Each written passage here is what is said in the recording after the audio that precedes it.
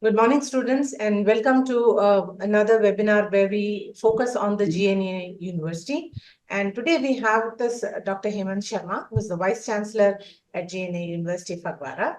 He's also Chairperson NACPEER team, an accomplished academician and visionary administrator with more than 25 years of experience in strategic planning, policy formulation, accreditation, rankings, learning and assessment, industry collaborations, research, innovation, teaching, implementation of outcome-based education and choice-based credit system, and mentoring teachers and students.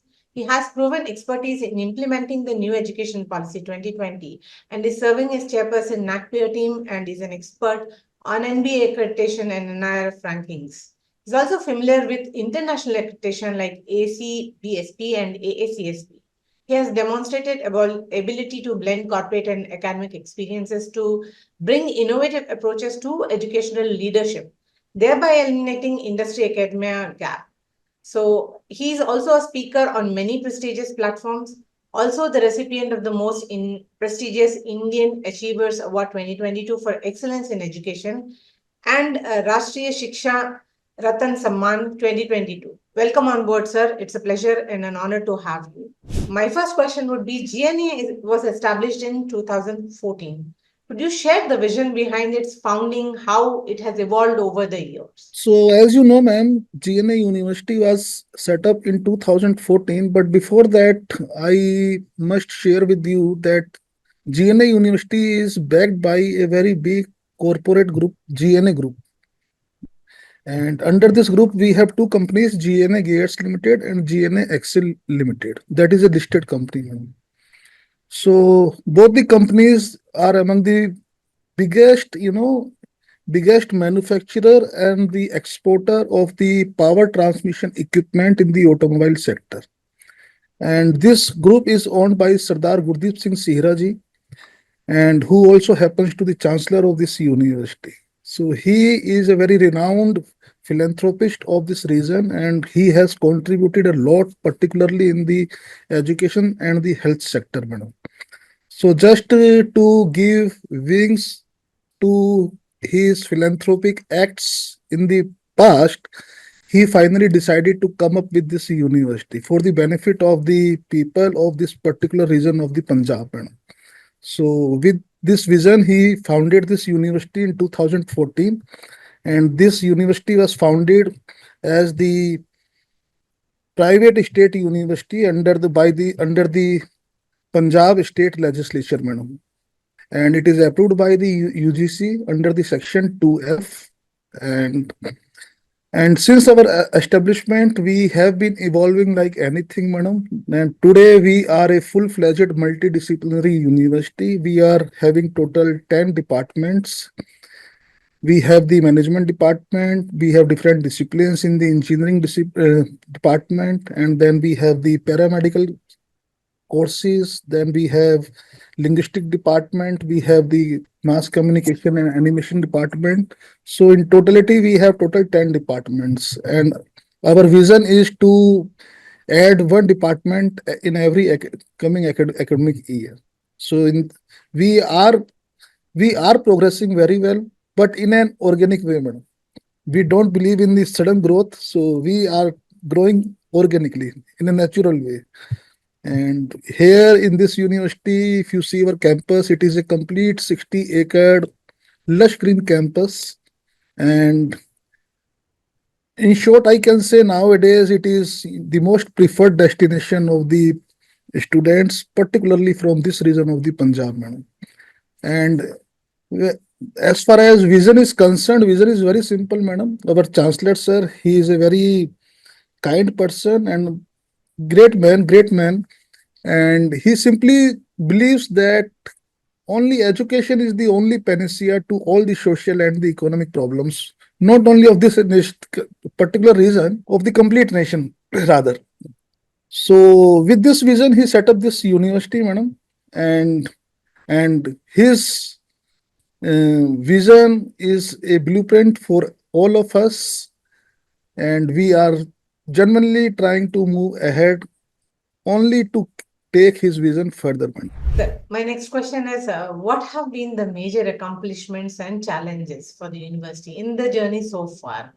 Yeah, obviously, madam, when you set up a university or any higher educational institute of this size, so in the beginning, you have to face many problems. You have to meet different types of the compliances of the government agencies, UGC, other accreditation bodies. So that is always a big challenge for any organization, new organization. As you know much better, our bureaucratic system, madam, है ना, red tapeism in all the departments. Yes, we overcame all those problems, but now as such there is not any kind of challenge. Yes, there are certain operational problems which we need to face day-to-day basis, and some bottlenecks are always there. Recently, NEP 2022 has been implemented in our university. So in the beginning, we faced certain challenges, but over the period of time, okay, we were able to manage all these things.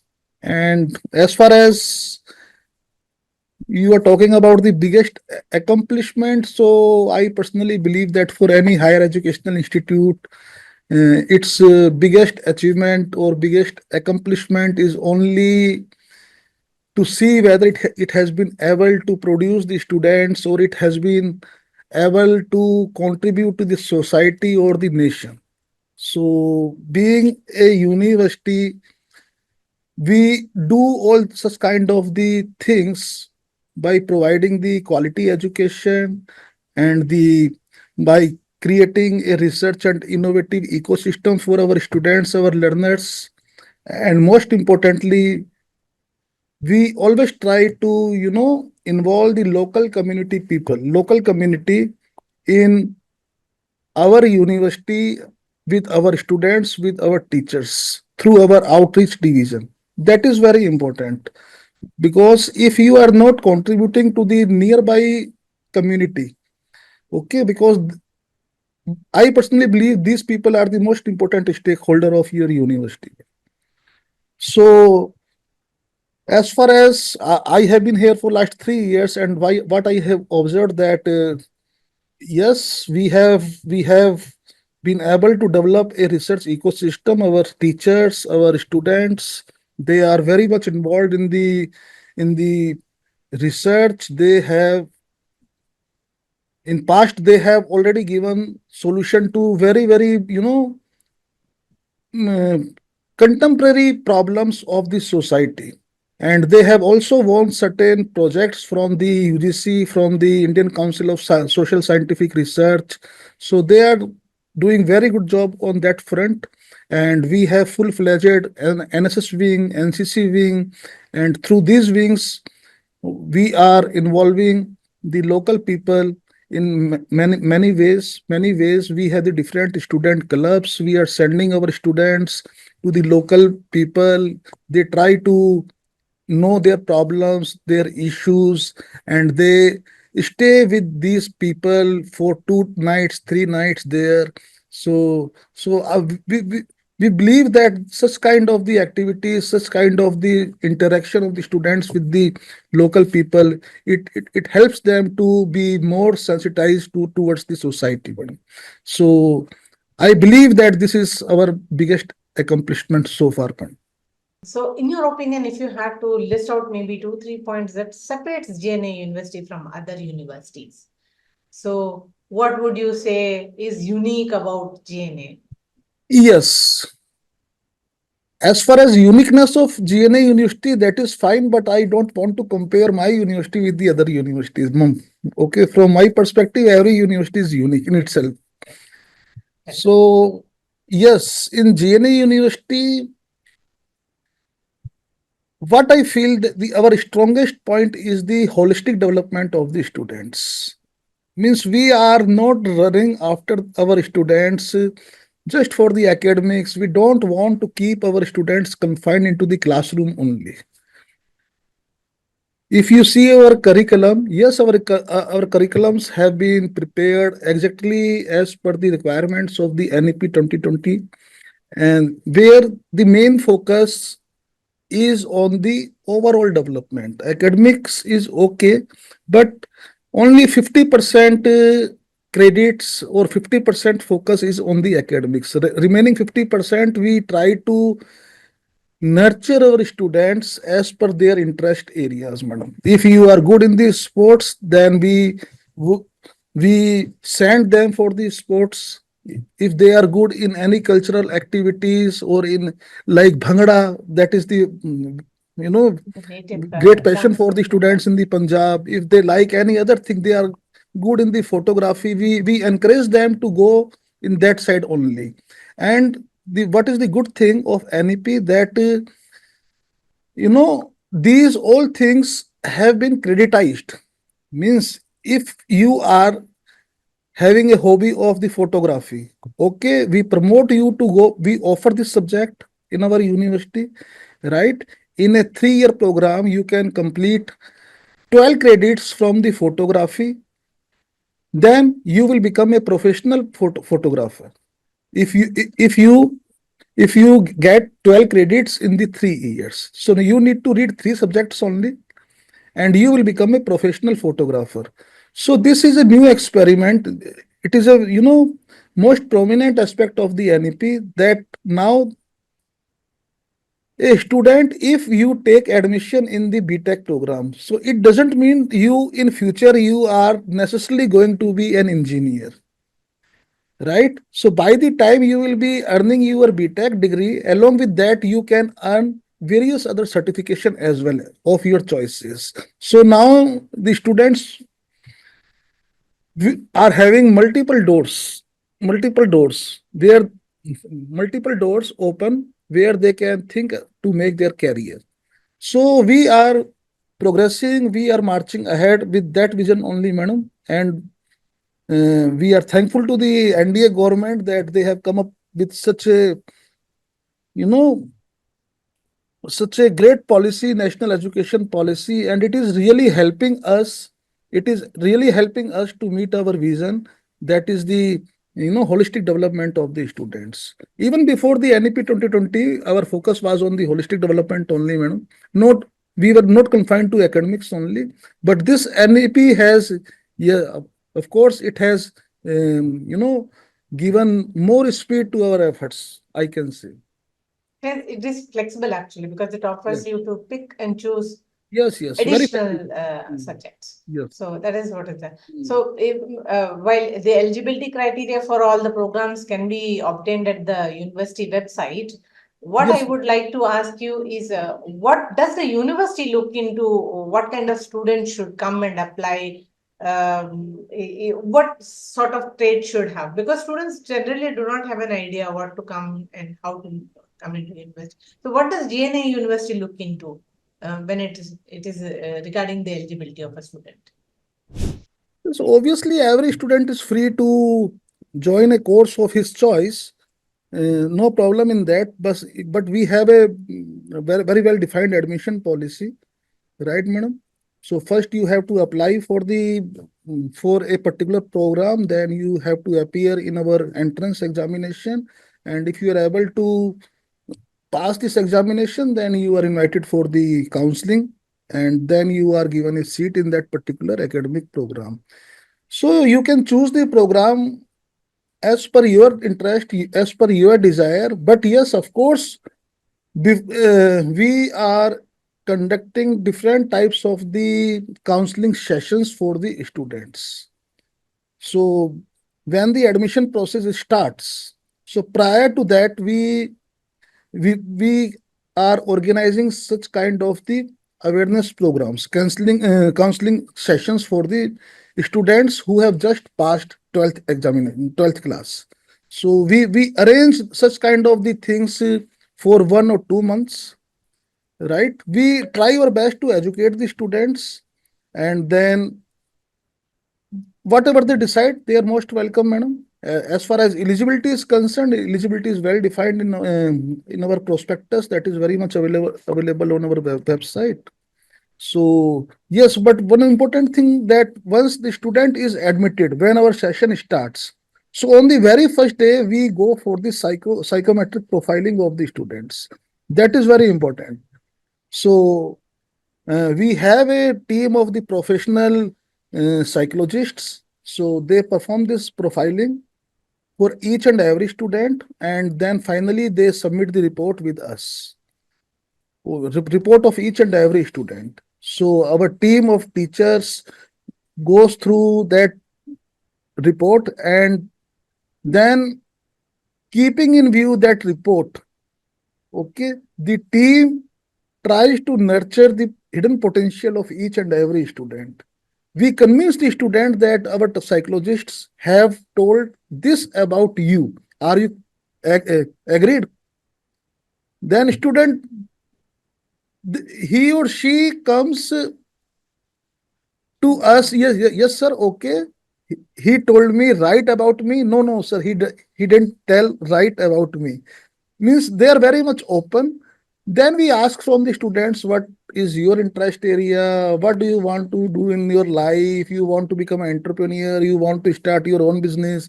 You want to join your family business? You want to go for the higher studies? Or what are your other interest areas? So keeping in view all those things, we try our best to pay individual attention to every student in next 2 or 3 years or 4 years, depending on the duration of his program. And we highly encourage the students to fulfill their dreams in their desired discipline. That's very interesting, Yeah. actually. The Hmm. psychometric test and In my university, students have full freedom, madam. They have full freedom. If they are in the sports ground, they are getting the credit for that. If they are busy in the Bhangra, they are getting the credit for that. If they are in the local community, they are getting the credit for that. For that, everything. So yes, that when they are allows getting the them. marks, so they do it with interest. Hmm. Hmm. Yeah, that's very interesting, actually. So it adds Yes, up to. yes, Can you give us a summary of the key academic programs, at GNA? What would the flagship programs be like? How does the curriculum cater to diverse needs of the students? Because that's very yes, important. yes. So the key departments of GNA University, first we have the engineering department. In engineering, we have different disciplines, like we have the computer science engineering. We have the different specializations in the computer science engineering, like AI, ML, in the cyber security.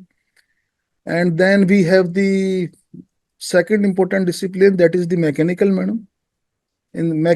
We have merged the mechanical engineering with different types of the specialization, like robotics and automation, design and automation, like that.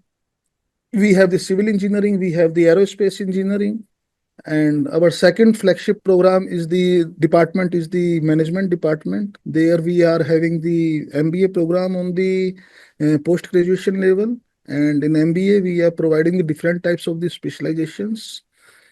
Then on graduation level, UG level, we have the BBA program, madam, again with different specializations. We have the BCom. Now we have come up with the new program, BBA in the digital marketing. So these two departments are our flagship departments, but our departments are doing equally good, madam. We have the hospitality department, tourism department, very rich department. In fact, we have the paramedical courses, faculty of applied health and sciences. So there we have the different types of the disciplines, like we have the physiotherapy, we have the medical lab technology, we have the OT, operation theater technology, and I think radiotherapy is also there. Radiotherapy is also there. Then we have the mass communication department, mass communication and animation. So again, it is a very, practically oriented department. Their students are very, they are visible everywhere in the campus with the camera in hand, making the reels and taking the pics. Very lively department, actually. So in this way, yes, no doubt, engineering and management programs are our two flagship programs, and after that, other departments are doing good. Yes, Yeah. actually, the engineering and the management are primarily parents uh, ask Yes, for yes, those. Otherwise, like you see, paramedical, it's one of the very high and very good career oriented yes, yes, yes, courses. yes, yes, They yes, immediately get placements because yes, the yes, hospital needs it. yes, yes. So that's how. So In my university, we have tie-ups with all the hospitals and other organizations, madam. It is very good department, in fact. Okay, there is no problem of the placement, madam. Before completing the course, the students are placed, madam. It is purely industry-based exposure, madam, for the students. From the first year, they go to the hospitals and the other organizations to take the training, purely training-based curriculum we have adopted, madam, for this. right. Hmm. Are there any evaluation parameters that you incorporate when you select students for GA for the admissions? Are there any selection evaluation parameters that you look for in a student when you're selecting them for an admission after the counseling and when they apply? Or is Not it any just the such. entrance based? We don't have any hard parameters, madam. Simply the student, if he or she meets the eligibility criteria, then they need to appear in our entrance exam. And if they are able to clear that, then they are admitted. They are admitted, madam. I think Mm. that's great because a lot of Yeah. students can come down if there are not too many hard rules and they have a very big platform to Yes, yes, madam. experiment and all that. Mm. Okay. My next question is like AI is actually having a very significant impact on every single thing, right? So how is GNA integrating technology into the educational environment, keeping all of these parameters, new changes in mind? Yes, you are right, madam. AI is the future of the education. I can say you, madam. Not only of education, everywhere you can see AI nowadays. So yes, we are very modern type of the university, madam. We also believe that we must integrate the latest available technology to our teaching learning process, not only in teaching learning, to all the processes of being taking place in our university. So now AI is in the story. Yes, we have implemented all the departments. I am not talking about the teaching learning. All the supportive departments, it can be registrar office, it can be admission office, it can be our examination department, it can be our HR department. So we have implemented AI to the fullest in all such departments. No, there's no doubt that after implementing AI in these departments, the efficiency as well as effectiveness both have increased many folds, madam. Many folds, many folds. But as far as teaching learning is concerned, madam, so we are little bit cautious as far as adoption of the AI is concerned. On my personal level, if you see the AI coupled with the uh, online education, I personally believe this is the biggest democratization of the education. You just imagine a case that a professor sitting in the London, he is delivering a lecture in online mode, and lakhs of students, several lakhs of the students sitting in the different corner of the world, they are listening to this professor in their own language. The language is being delivered in English, and you are listening the lecture in your own language. And you are also able to ask the question in your own language, and answer will be given in his language, and you will listen the answer in your language. So in this way, one teacher is able to interact lakhs of the students in one go. That was never possible in a physical classroom. Even for a teacher, it becomes very challenging to interact with the 60 students in the class. So this is the biggest democratization of the education, AI. So it's okay, no problem. But still, we strongly believe that this AI has somewhere going to affect the critical thinking of our students. Okay, it is going to make them little lazy. We personally believe. And madam, every new technology, it is a two-edged sword, right? It has certain benefits, it has certain, demerits as well. So we need to be very, very cautious. Because what is the basic purpose of teaching learning, madam? It is not just dissemination of the knowledge. Its basic objective is to create the wisdom among the students. They should be able to think critically on a situation, on an issue. So now, because of this AI, particularly you take the case of the Chat GBT and other Copilot, other AI enabled softwares. So when we are giving the assignments to the students, we are giving them anything, okay, how these things are done by the students. So yeah, though in my university we have very good softwares, plagiarism checking for the checking the plagiarism, etc. All assignments are checked by these softwares only. Only then we accept those assignments. But however, I personally believe that students should not be allowed to use all such tools, right? Because of many obvious reasons. So we have to be very wise there, right? As far as adoption of AI is concerned, specifically in the teaching learning. However, we are encouraging our teachers, right? We are encouraging our teachers that yes, you take the help of AI to make your lectures more interesting in the classroom, because in this online, this is the online time, madam. Everybody is online. Every information is just a click away. So a student is not going to attend your class just to get the information, madam. Okay, so you need to make drastic changes in your teaching style, teaching pedagogy. So, okay, so you are free to take the help of this AI-enabled technology to make your discussions, your interactions more meaningful, more interesting. But it should not be served to the students just in the name of the convenience or the flexibility like that. So I am totally against of using this AI from the student's perspective. From the I don't like to allow my students to use this technology. If they want to use, first of all, they have to be, aware about the things, or what we need to make them ethical.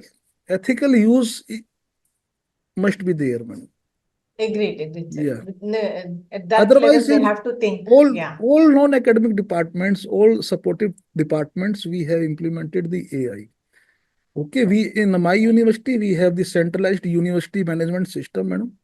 So as and when any need arises, we bring that AI-enabled technology and we integrate it with our LMS, and we are doing it. Our all departments, including the teaching learning, everything is integrated with the centralized LMS.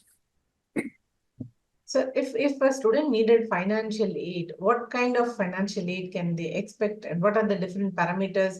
What kind of different aids that are given to students, and is there any eligibility clause to these aid? Yes, we are. Our students are getting different types of the scholarship from the state government, from the central government. But apart from this, from our side, we always welcome the students who are extraordinary in the academics, madam. Right? And we are giving them the scholarship up to 100%. Student, yes, if they are getting more than 95%, 100% scholarship. We have actually created various types of the categories. From 90 to 95%, we are giving 80% scholarship. From 80 to 90, we are giving 50% scholarship. From 70 to 80, in this way. So above 70%, every student is getting the scholarship. Last year, we distributed around 9 crore scholarship. worth 9 crore. Sir, we require, if you could share some insights about the recent placement data, what kind of roles did students get, Yes, which companies yes. came, that would Yes, be yes. helpful. Yes. We have the full-fledged corporate resource center in my university, madam, and the people working in this corporate resource center, they are very efficient people, madam. They are mainly responsible to liaison with the corporate sector.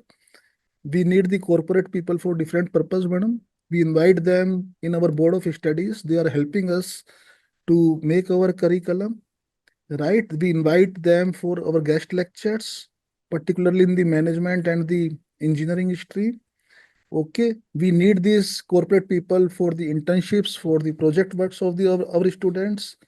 So and obviously for the final placement of the students. So our corporate CRC, Corporate Resource Center, is working very effectively, and they are bringing the companies for the internship as well as for the placements. Um, And besides, they are also extending the training to our students as per the demand of the industry. That if you had to give some advice or some message to students who, when they begin their academic journey, because you have so much of experience both in academia and learn and outcomes and teaching. So if you had a message, what would that be? Right. So my advice to all the future students, prospective students, is that now education sector has completely transformed, right? It's not like it 10 years back, right? Now teaching learning process has become very, very interesting, right? Now you are not expected to be in the classroom only, okay, from 9 to 5 or 9 to 4. So particularly after this NEP 2020, I must tell all the viewers that now only 50% subjects are from your core area, core discipline, which you choose as your academic program. Suppose you are in MBA program, so only 50% in every semester, only 50% subjects will be from the management discipline. Remaining 50% syllabus you can choose according to your interest, according to your desire. Number two, it is not necessary that you read all those 50% subjects in your university only. You can read those subjects, or you can earn the credit in the online mode. There are various types of the platforms defined by the UGC, like NPTEL is there, SWAM is there, EPG Pathshala is there. So these all subjects are available on any of these platforms. Okay, you can go through these subjects in online mode on this platform. They will take the examination. Okay, you clear that examination, your credits, your marks will be transferred to your academic bank of credit by the agency itself, right? Moreover, if you don't want to read this subject in your university or in online mode, you are free to complete these subjects from any university in the India. Okay, but it is not happening at present. It is going to happen in next 2 or 3 years. There are some operational issues in this third way. Otherwise, you have complete freedom. You have complete freedom. Okay, you are free to complete your 4 years BTech degree in 3 years. You are free to complete your BTech degree in 5 years, 6 years. So these are some new things, new changes, which will be visible very soon in next 1 or 2 years. NEP has made all the necessary provisions, and all good universities have already incorporated all those things. So the repercussions will be visible in coming 1, 2, or 3 years. So my sincere advice to all the future students, okay, now you can enjoy your teaching learning, you can enjoy your college life, you can meet all your hobbies along with your academics in the university. Time has completely changed. Okay, don't think well that now you are bound to make a career in your chosen discipline only. Okay, you are free to make your career anywhere, in any discipline of your choice, and you can learn everything along with your main academics, main core subjects. So, and but only one important advice, that you have to be a good learner. You have to be a good learner, right? Because in teaching learning there are always two sides, one teacher, second student. If one party is not ready to perform its function, this process disturbs, this process breaks, right? But yes, nowadays if teacher is not good, you have ample resources, you can go online, AI is there, you can learn from many teachers. But important thing is you should be a learner. If you are not ready to learn, then no technology can help you. Hmm. Sir, very well Hmm. said. Hmm. That's excellent advice, sir. Hmm. Thank you so much.